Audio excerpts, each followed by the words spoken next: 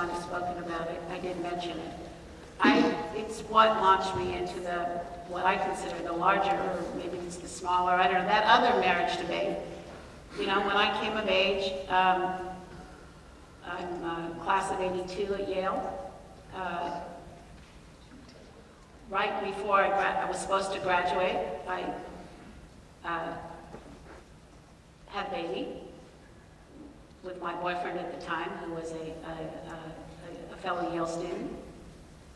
When my son was 3, he told me, so this was at the height of the enthusiasm about all the different family structures and how great it is that we're getting away from the idea, the repressive idea that marriage is important for child rearing. And isn't it great that women have all these options and all these other ways to have families, okay? So I didn't have a baby because I thought it was great that we have all these different ways of having, I just thought abortion was wrong, and in that case I had a baby, and I kept my baby, and so when my son was 3, his dad called me up and said that he couldn't handle it. I mean, I don't know what he couldn't handle because he wasn't really doing very much. But anyway, that was 1986, and so neither my son nor I heard from him since. And so I kind of got personally interested in the happy talk about all the different family structures. And it's not because, I mean, I'm like the most privileged unwed mother you'll ever see. I mean, I'm privileged because I had a Yale degree.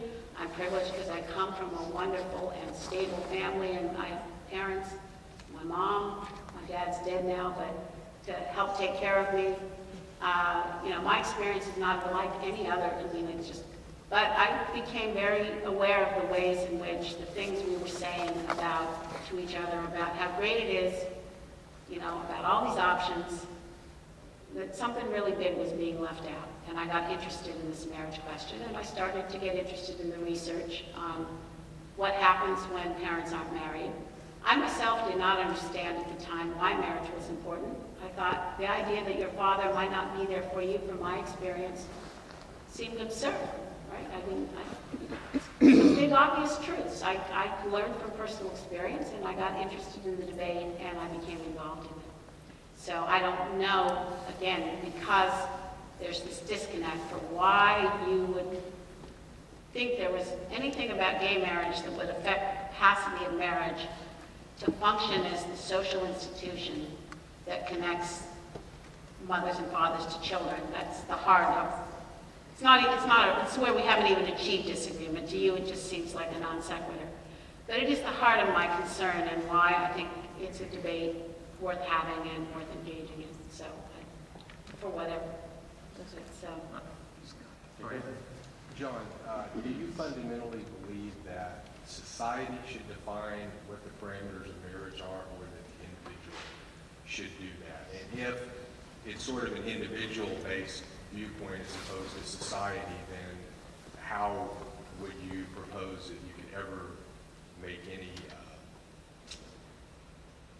where would you draw any lines that those parameters to be exceeded? Yeah, I don't think it's the individual. I mean, this is why I objected to that initial description that said that I was going to argue from the basis of personal choice.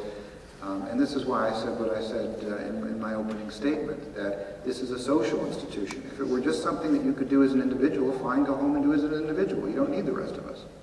And you know, this is something, I mean, I've had this discussion. Where you get this disconnect, because I don't know what your point of view is, but the idea that it's right. Let me finish. So I think that it is a social institution. It's something that we expect other people to recognize legally and to a large extent to stand behind socially. But you have the individual right, because it's in the Constitution, to gay marriage. Well, I didn't make my argument from individual right. That was the other thing that was in the description that I took out. Not because I don't think I have that right legally, I do. Right.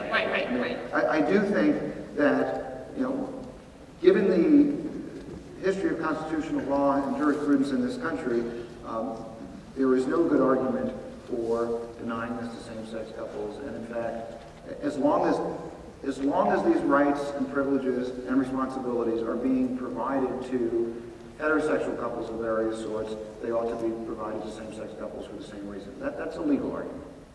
But morally speaking, yeah, I'm the first person to agree that it's in some sense incumbent upon me to make the case because I'm asking other people to do something.